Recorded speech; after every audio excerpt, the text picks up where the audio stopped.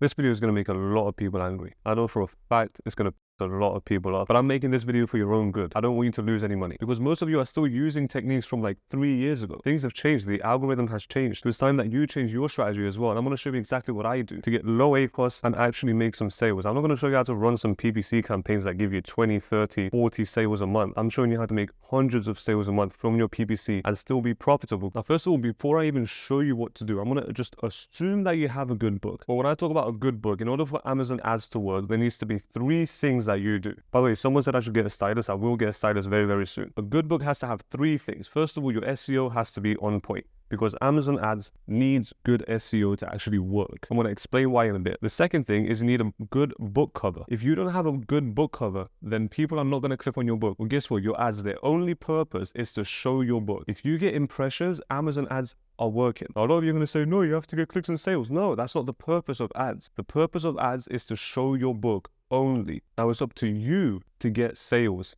and clicks. It's not up to Amazon ads. It's up to you. When you advertise a product, you're paying to show it. Now, Amazon ads is even better because you're paying only when someone clicks on it. So you only pay when someone is even slightly interested enough to click on your book. So you're only paying for customers that are interested, which is amazing. And it's up to you to turn those customers that you paid for because they showed interest into sales. It's not up to Amazon ads. Amazon ads just want to show your book, which is why it's a direct reflection of your book. Now, what do I mean by a good book cover? Okay, listen closely. I'm going to sound mean, but it's the truth. If you're going on Canva and creating a book cover on Canva with the free Canva trial, and you're making one cover on Canva, and you've never opened up a book about design, you've never paid for an online course about design, you haven't been on YouTube to study design and how it works and how to create effective designs, you should not be making your own designs on Canva. Because you're basing your whole business, your whole success in business is based on your book cover.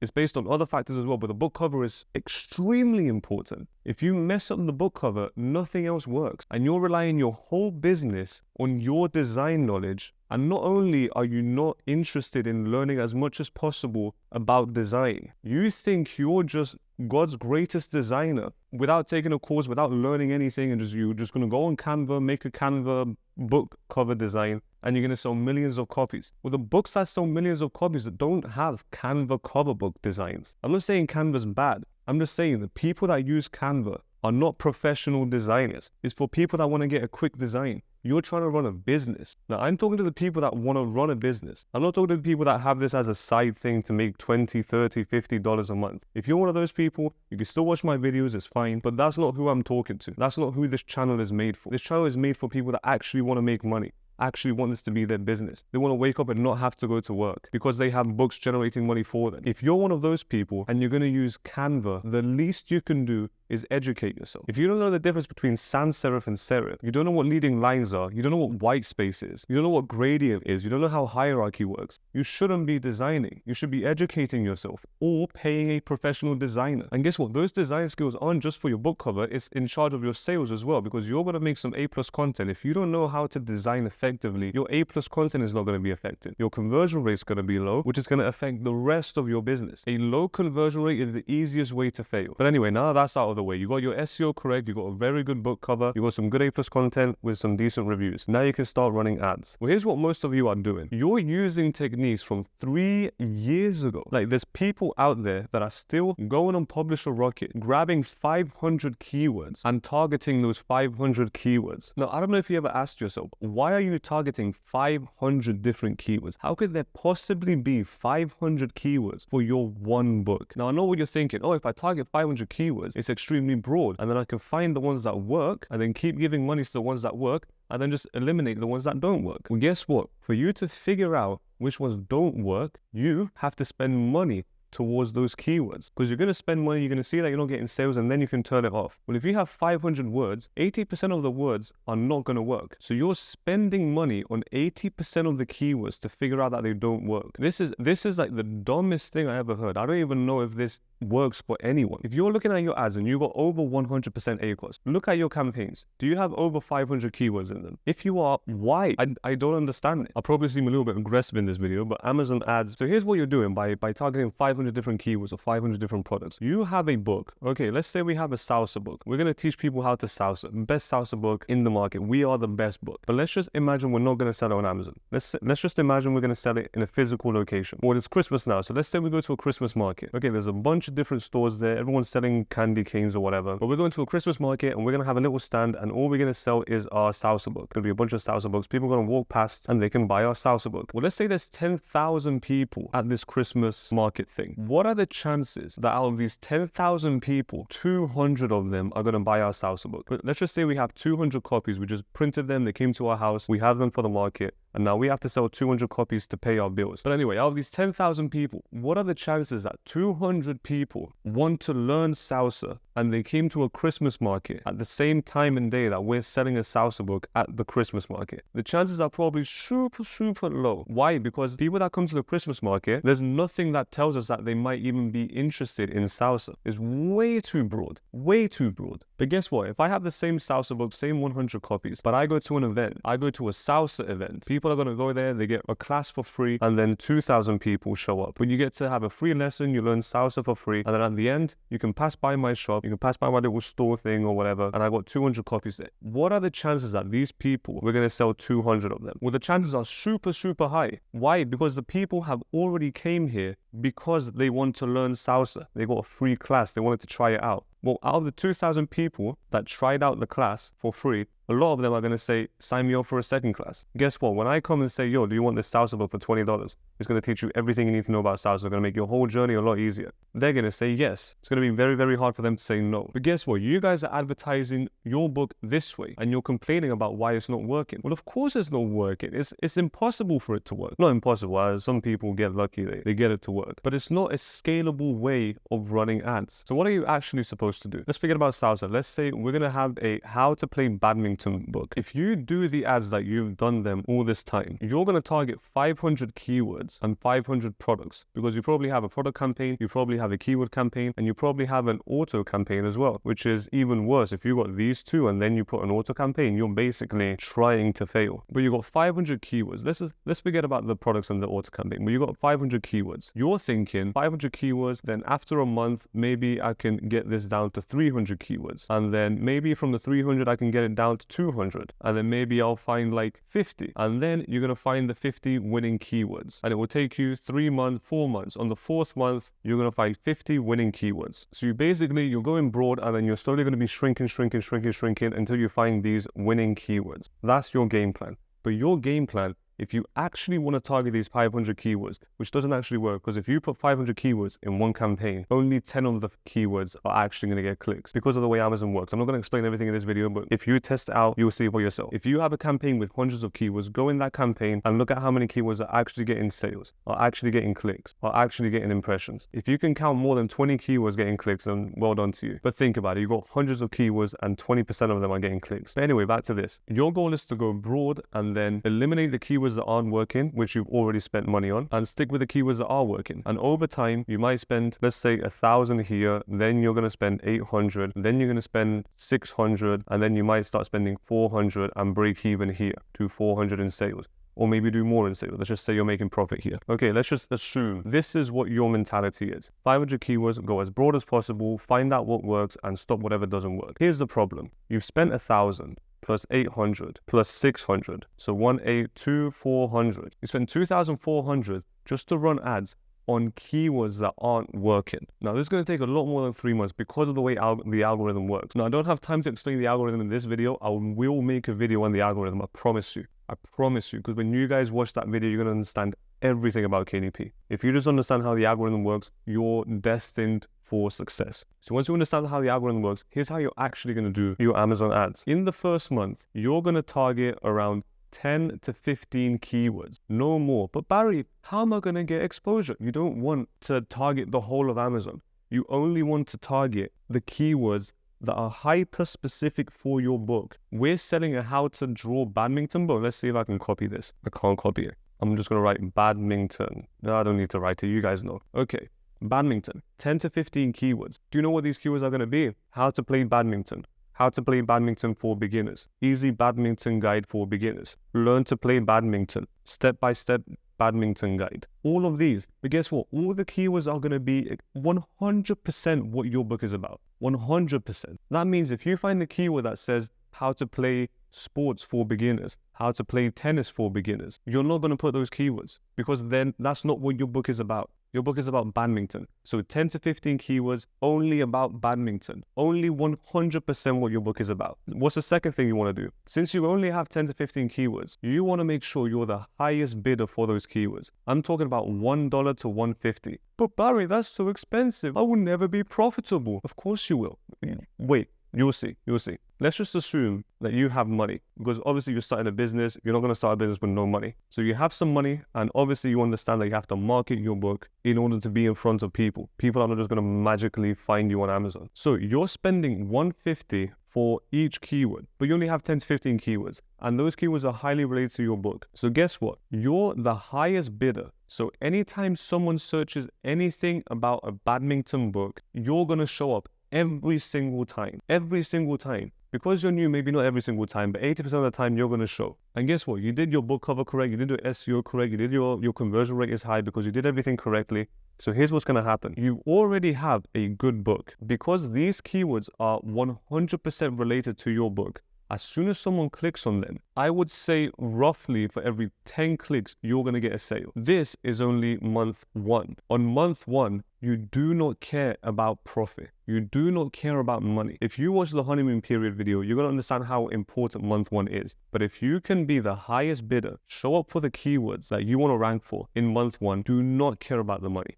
The money is going to come 3 times back to you. Promise you. Any money you spend in month 1 will come back to you in later months. I'm going to show you exactly how it's going to happen now. So you're the highest bidder for the highest relevant keywords for your book. So people that are clicking on your book, it is what they're searching for. So if your book is not working, if your adverts are not working, it means you have to improve your conversion rate. But anyway, you're targeting these 10 to 15 keywords. And guess what? Amazon is going to see, oh my God, this brand new book is converting for these keywords. So what Amazon is going to do is going to take these 10 to 15 keywords, and because you're converting really good for them, you're making them money.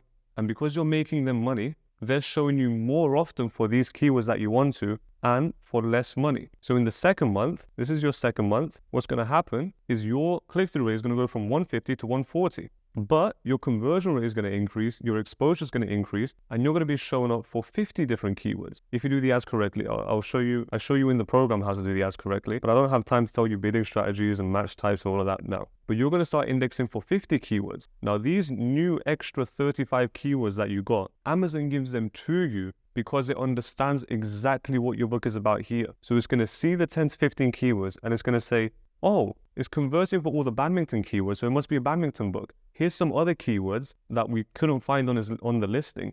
Let's just show it for those keywords and see if it works. So it expands your reach to 50 keywords. And guess what? These 50 keywords are all badminton keywords. So your book starts indexing for 50 keywords, all of them highly related to your book. Your cost per click is starting to go down because you prove to Amazon that your book is selling. But on the second month, you still do not care about the money. You don't care about the money because what you're doing now is you're ranking. You're going to see by the second month, you're going to type in a keyword related to your book is always going to be on page 1. If you did everything how I told you, your book is going to be on page 1 constantly. Now in the second month, all Amazon wants to see is consistency. So you don't want to drop your bids. You don't want to do anything. You just want to leave it. If you have keywords that aren't working, take them away. That's fine. But the keywords that are working, don't try and get the cheapest bid or anything. Leave it how it is for the second month because Amazon wants to see consistency. When Amazon sees consistency, on the third month, Amazon will explode your book. I promise you, your book will explode. You're going to be ranking for 150 keywords, all related to your book. On the third month, because you've exploded, you're going to be gathering so much, you can actually take the keywords that are working and you can lower the cost per click. So you're going to be getting like either a 90-cent cost per click or maybe 110. And trust me, you can be profitable with a 110 cost per click. You need to get a sale for every 6 clicks, and you already proved to Amazon. Amazon only shows you to customers that are going to give you sales because it can gather the data, the correct data. Now, as the months grow, your exposure is going to grow, your cost per click is going to go down, and then you can switch to down only or whatever and optimize your campaigns to get more profit. But that's like in the future. What you need to know is that at the start, you need 10 to 15 highly relevant keywords. Be the highest bidder and make sure you're converting well for these keywords. Because if you're converting well for the keywords that are highly related to your book, Amazon's going to help you out. But if you're not converting for them, then why are you even trying broader keywords? You're not converting for the keywords that are literally your book. Why would you convert for keywords that aren't for your book? It's all about teaching Amazon what your book is. Now, by the third month, your ACOS should be at around break even or profit. If it's at break even, then you're still making money because you're not trying to make money from ads. You're trying to make money on organic. And this way, you're teaching Amazon exactly what your book is about. So even though it's expanding your reach on PPC, it's expanding your reach even further in organic. Here's what's actually going to happen. This is literally the step-by-step of how it happens every month. You have PPC, BBC. I wrote PPC and organic. Okay, so this is month 1. Month 2, that's a bit bent, but it's okay. Month 3 and month 4. So PPC, you're going to have 100% PPC and 0% organic in the first month. So that means all of your sales are going to be PPC. You're going to lose money. It's okay. You're going to make tons more money back. I promise you. It's just if you're afraid to lose money, don't go in business. Business is not for you, especially KDP. It's a long-term game. But let's say you get 100% organic PPC. In the second month, Amazon's going to see what sales you got from PPC, and it's going to start showing you organically. And what's going to happen, you're going to get around 90% PPC, but you're still going to get 10% organic. But like I said, 90% PPC, and it also increased your exposure with your PPC. It's showing you for more keywords. So you're probably spending more money on PPC, but you're actually losing less money in the second month. So on month 1, you might be down $100, but have spent $500 on ads. But in the second month, you might have spent $1,000 on ads, but only be down $50. I hope that makes sense. But here it's going to be 100% PPC, 90% PPC, and 10% organic. By month 3, you're going to be around 70% PPC and 30% organic. Now, the PPC is fueling the organic. That's the whole point of PPC. You want it to fuel the organic. Now, what your goal is to slowly bring it as close as possible to 50-50. Now, depending on your book and the price and a bunch of other factors, you might be more profitable at 60% PPC. You might be more profitable at 30% PPC. It all depends on your book. But if you bring it to 50-50, you're making money, especially if you do it with the way that I show you. Now, by month 4, I see that I go around 60% PPC and 40% organic, but by month 5, you should be 50-50. Now, there are times when you're making money on the 3rd month, there's times where you're making money on the 4th month, but I try my hardest to never make money in the first 2 months. Now, I'm going to show you that this actually works. I'm going to try and blur this as much as possible, but let's go date range. I published a book in September.